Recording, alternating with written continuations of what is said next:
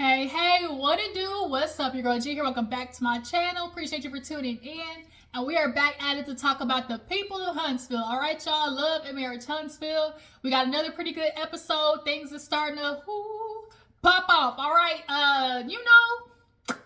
This is definitely the season of the Scots. Catching the bullets. All right. They no longer catching strays. They are catching straight up bullets. All right. And I think there's a lot of us, most of us, who are pretty much here for it because the first seasons of this show have been about Martell and Melody. So, y'all wanted to be the new power couple, and guess what? This is what happens. Especially when you've been on the sideline, pointing and keying at the Holtz, trying to make it seem like what they got over there is just all, hee ha. Meanwhile, everything on your side of the park ain't clean either. Tisha, Marsau, Tisha definitely was on the sidelines looking at Melody like, oh my god, she definitely wanted to make it seem like Melody's yard was all the one dirty. But we all know that the Scots this season, the dust is starting to kick up, y'all. So let's go ahead and get to the episode. If you're new to my channel, I appreciate you for tuning in. Y'all make sure to hit that subscribe button. It is free 99, okay? And everybody who's already part of the Juice Box crew, y'all know what to do. Go ahead and drop it down in the comments. Hit that thumbs up. Let's get the interaction going. Tag, post, share, all that good stuff. Y'all know what's up. We try to get to 4K, y'all. It took your girl forever to get to 3K. Let's not make it a habit of taking that long to get to 4K, all right? So we open up the episode with Martell basically saying, God don't play, neither do I. Okay, after Mr. Fletcher here, let him know that Marsau had some words to say about guess who owns Skull now. Martell said, hey, you was working at a movie theater when we met you, okay? Don't forget who really brought you into this. And Martell's a lot of things, but I think in this case, y'all, he has a right to be a little upset. Because at the end of the day, I think Marsau and Tisha are trying to act like, oh, the Holtz never did nothing for us. The Holtz never helped us with a leg up or helped us with their connections. Let alone, like Martell said, I gave it to you because it could be taken from you in many more ways than one.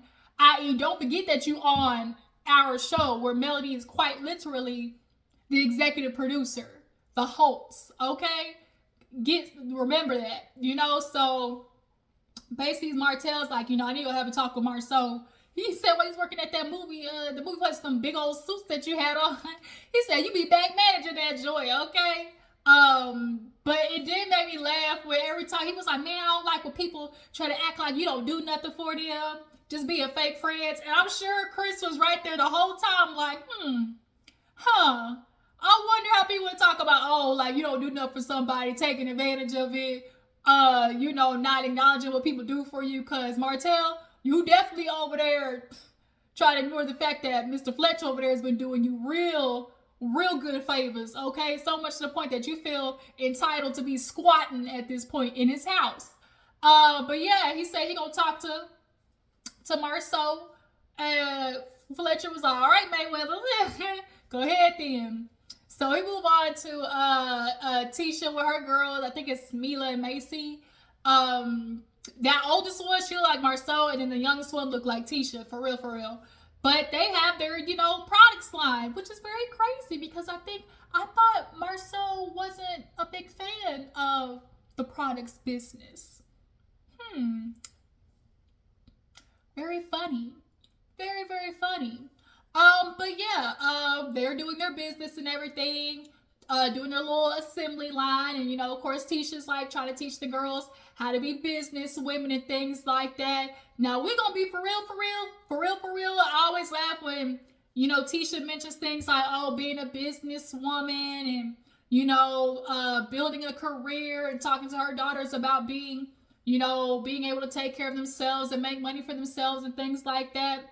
And Tisha, I know you might not want to admit it, but had you not been hanging out with Mel, you would still be a housewife.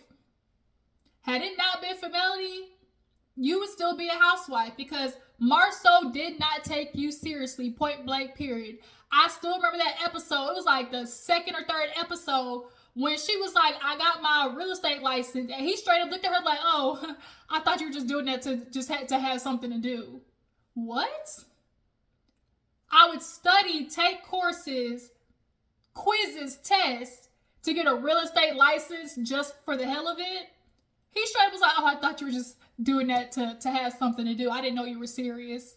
Like, he didn't want her doing anything else besides being a stay-at-home mom. And every time she went out with Melody, it was a problem. From the minute Tisha was hanging out with Melody and she get around these other women, Marsau despises it like nothing else. But nonetheless, you know, her teaching that to her daughters, I'm like, I'm glad, you know, at least some of that she's willing to rub off on her daughters. But Marsau said, you want to stop by, you know, I want to stop by and, you know, make sure everything's going good. Remind the girls, you know, this is a business.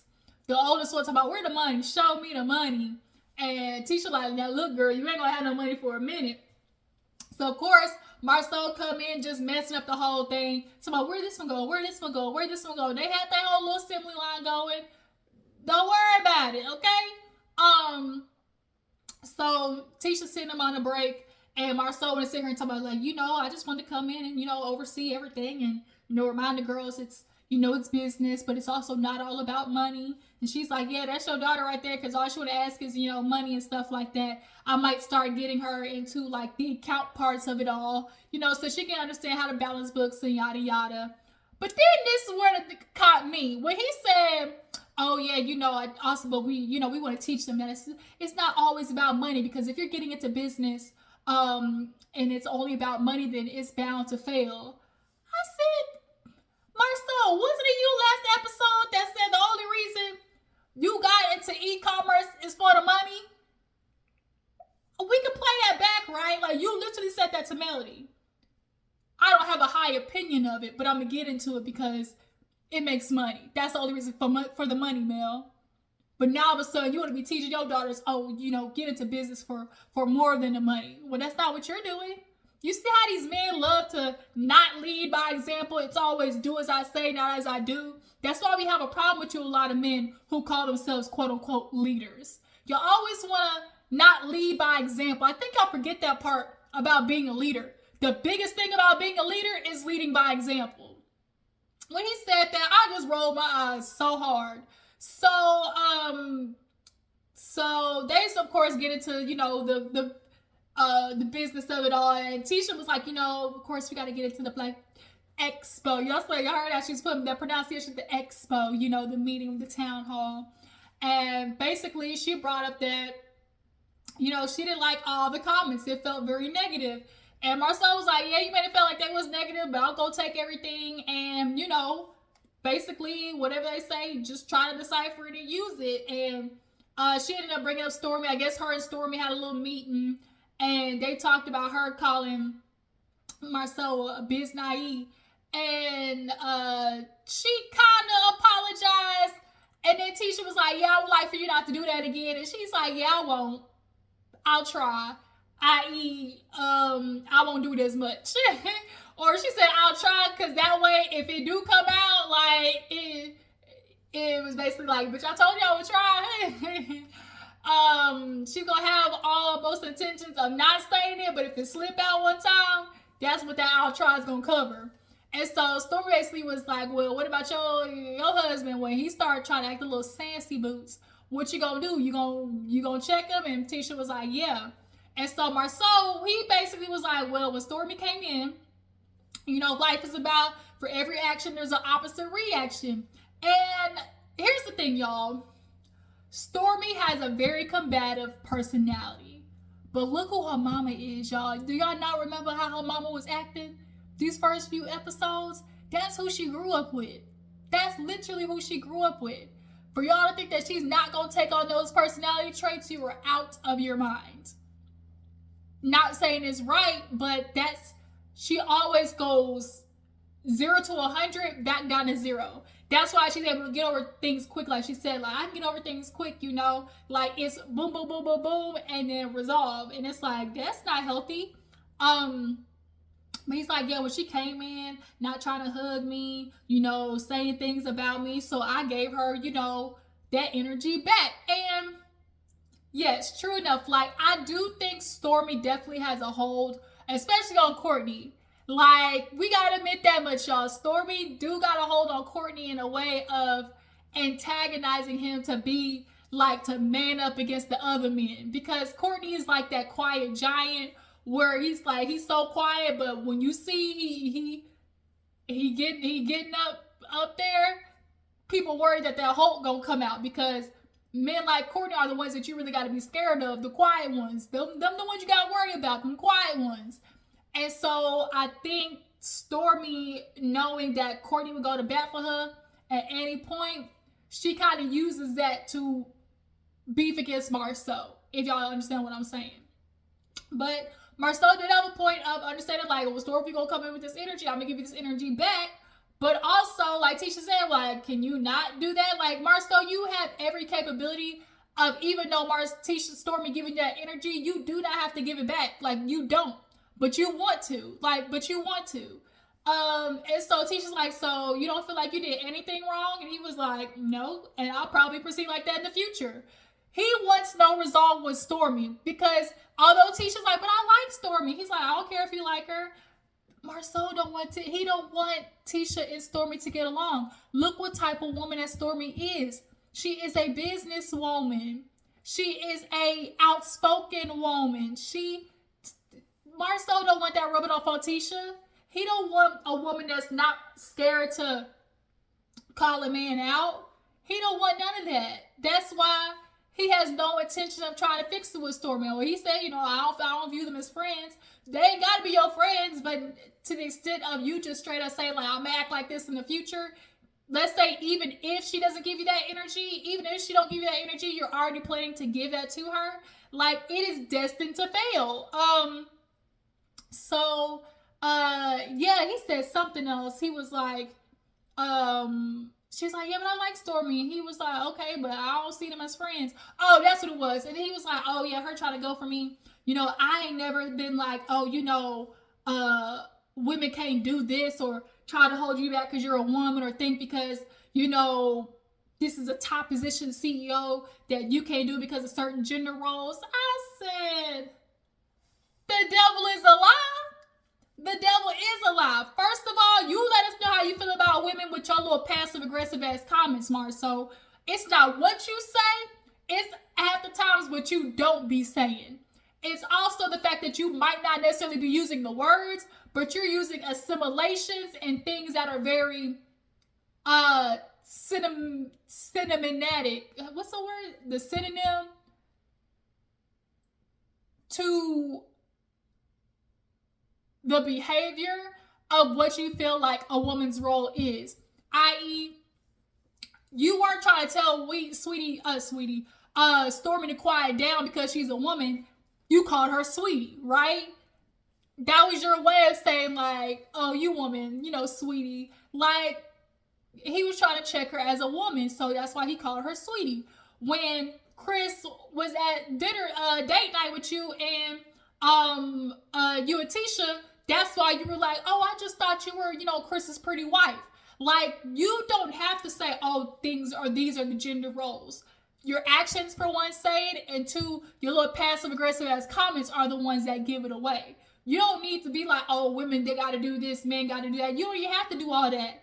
Your actions and your little nitpicky, little antagonistic ways, it'll do it for you.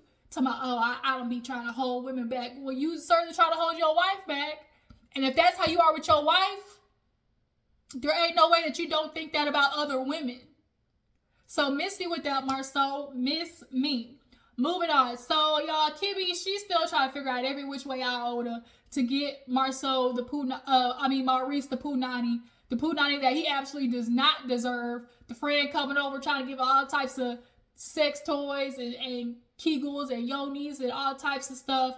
And, you know, the friend offered a boudoir shoot, which I think is a good idea. There's a lot of women who suffer like with confidence issues. They'll do boudoir shoots and everything like that. Kimmi also, you know, she just says, like, you know, a lot of times I don't feel pretty. And when you don't feel confident about yourself, it's hard to exude sex appeal and all those things like that. So she's like, you know, we got together, you know, Maurice always thought I was more beautiful than I thought myself to be, you know? So the friend was like, you know, what if you try, like, you know, therapy, sex therapy, you know? And, but the problem is, she's like, the only way for therapy to work is for, she's like, but do you think Maurice will actually implement it? Hell no. Hell no. No. Absolutely not. He's a Scott brother. They pretend to hear the information and it goes in one ear and out the other. Like, it's like, right, yeah. That's right, Doc. Yeah, babe, you did say that. Okay. And they don't plan on changing not a one iota thing. So they did that flashback of the doc saying something, and Kimmi looked at him like, well, I just said that. Like, I literally just said that. Maurice, he don't plan on changing nothing. Marsau don't plan on changing nothing. As long as y'all are there in the picture, they don't plan on changing nothing. So yeah, Kimmi was like, yeah, you know, we could try it. And the friend was like, 12 weeks. And she was like, what? Where did that number come from? Did y'all even do it? And she was like, girl, we went in there for months. Like, men like Marsau, Martell, Maurice, therapy only works if you work it. That's a lot of things that people don't understand about therapy. It only works if you work at it. Like, you have to do the work. And these men don't want to do the work because they enjoy treating women like shit. Like, it makes them feel like more of a man. But then not only that, like, Kimmy's like, he thinks it's like a mental thing. Part of it could be. Part of it is affected that, bro, she just got over cancer. Her life was on the line. Her life. Cancer. The minute the doctor was like, all clear, Maurice was just over there just, all right, hey, show me the titties. Like, he wasn't caring about how that really could affect Kimmi mentally, to know that she was knocking on, like, on death's door. Like, and not only that, she still got the same workload at home. You ain't doing dishes, you ain't washing dishes, you ain't unloading dishes, you ain't doing laundry, you ain't having the balls enough to check your son about doing his laundry. Doing the lot, like, we literally had a fight about you not even getting Monster to mow the grass. Kimmy's still having to worry about these things. So what about that is gonna, if you feel like, oh, it's a mental thing, what about that is gonna help her mentally get prepared to want to hop on the dick and do a full split? What about that says, oh, that's gonna help her mentally? You just want Kimmi to have to be the one to do all the alterations and changes and get all wet for you, daddy, but you feel like you should have to change nothing. Man, bump that. I can't stand Maurice. Oh, just naked mole rack looking ass. I can't. Moving on. What happened after that? Okay, so Marsau, they end up meeting. Marsau, I swear to God. So he basically was like, yeah, you know, I want to talk to Martell because at the meeting he was very animated. And, you know, I just want to make sure that Chris didn't embellish what I had to say. You tried to say the same shit about, oh, Chris embellished. No, he didn't. If there's anybody I've seen go back and run and tell it in the most accurate description, oh, it was Chris. He ran and tell it in the most accurate way possible. He told Mel, or Neil told Mel the exact way that you said it. But nonetheless, of course, it's everybody else's fault, okay? So he basically sits down and talks to Martell, and, you know, it's like, yeah, you know, they would start talking about Chris Fletcher, and he's like, yeah, you know, messy Chris, you know, that's what I call him. He's like, yeah, you know, he had the nerve to try to, you know, tell Melody that I basically just said it was a t-shirt business, and, you know, that's not what I said. And it's like, Marsau, yes it is. Bro, we got you on tape, candy camera.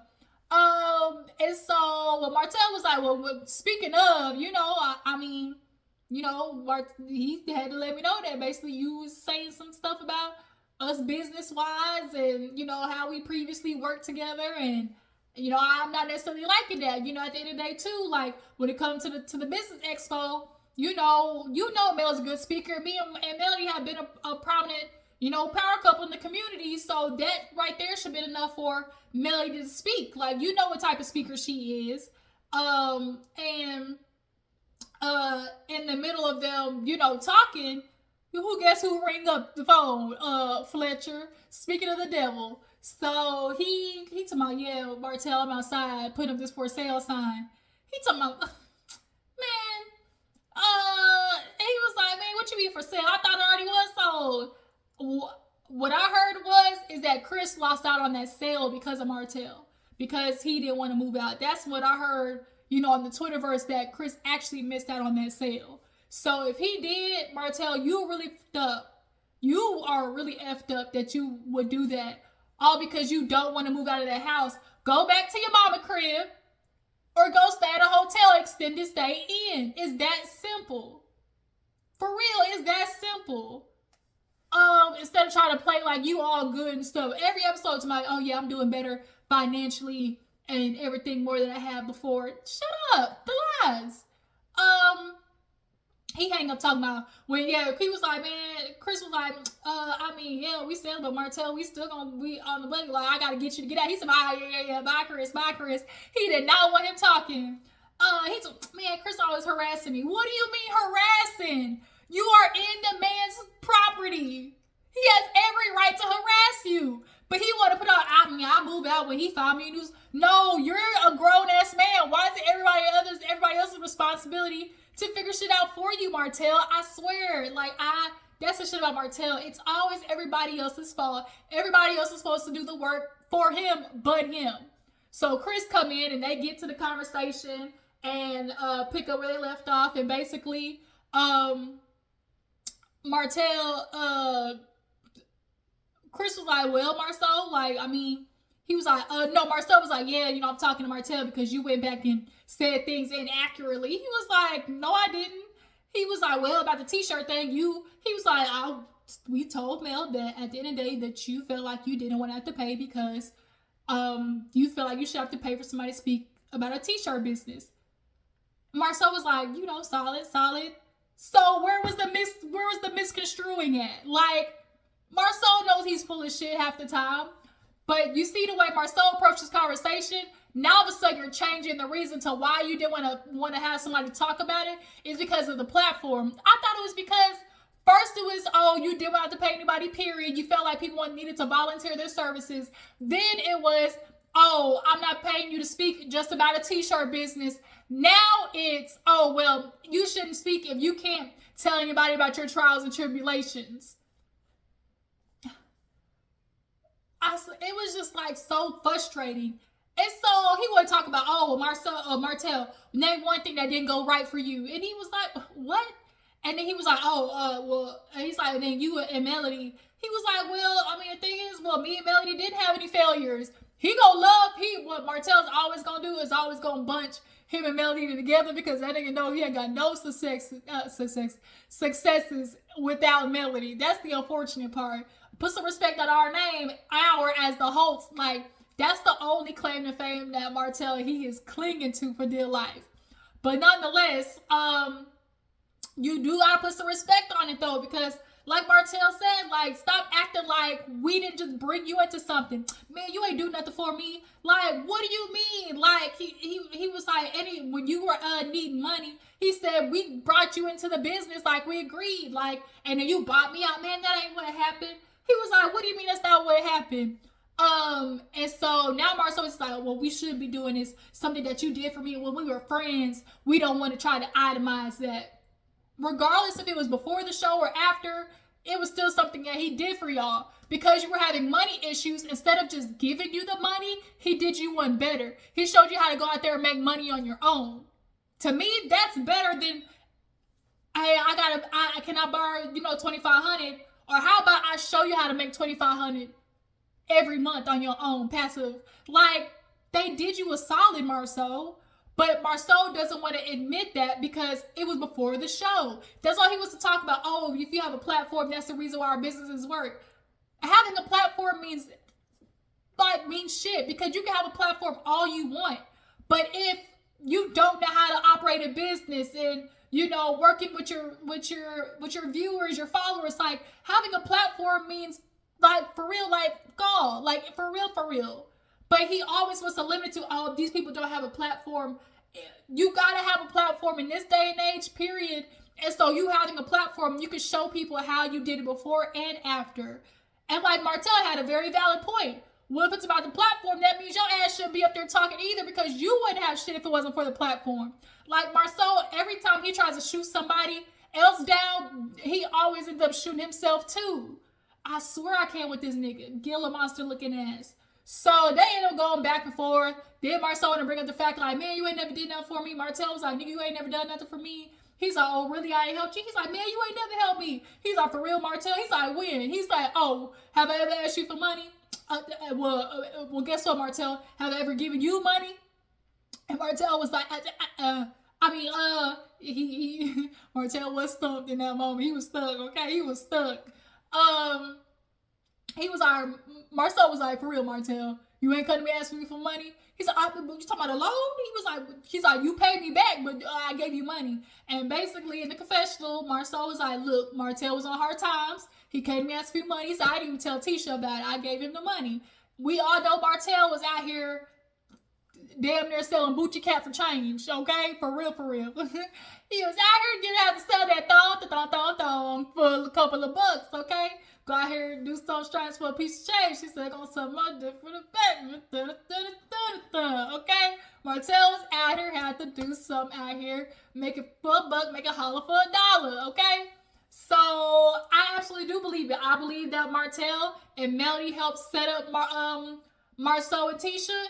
And in return, Marsau felt like I can give Martell some kickback, because at the end of the day, like, I saw my nigga struggling. But I think because Marsau feels like he did that for Martell, like, you're not supposed to admit to the fact that they went into business and it helped you. Like, both of y'all just have pride and ego. For real. Want to talk about the bankruptcy? First of all, this is the first time we talking about bankruptcy and you, Marsau. Like, for real. Because what other season has Marsau talked about bankruptcy?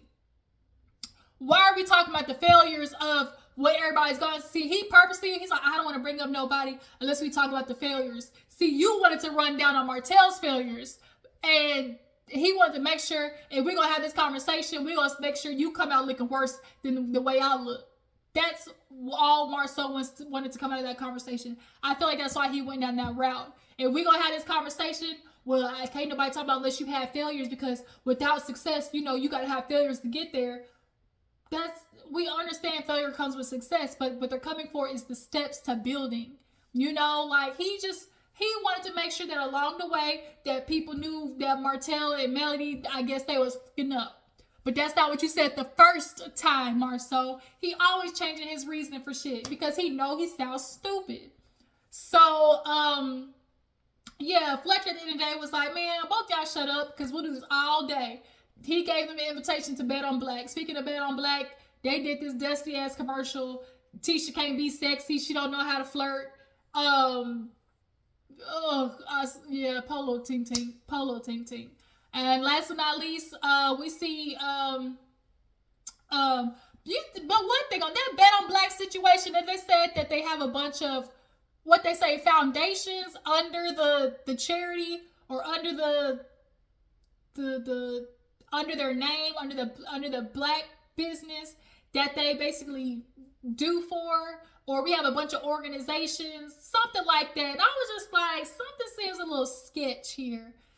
A little sketch, because that's what people always say, oh yeah, it's for the people, it's for the charity. But then it's like, well, did that charity ever get that check? Are we sure that every child needs a home, somewhere to call home is for real? Like, are we sure that exists? Somebody Google and drop down in the comments and let me know, does that exist? Because it's giving Joanne the scammer. So last but not least, y'all, KeKe finally show up and she about to set shit on fire. I think KeKe said, you know what?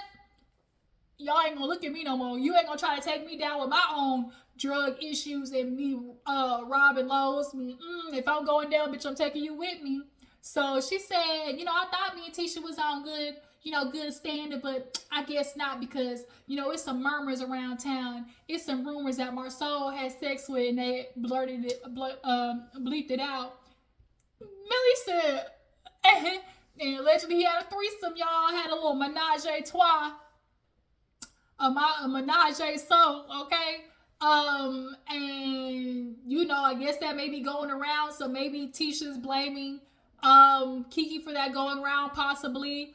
It could be so. Yeah, the you know, people from the other side of the tracks, they about to get to beefing, they about to get to fighting. KeKe said, all right, y'all gonna try to take me down?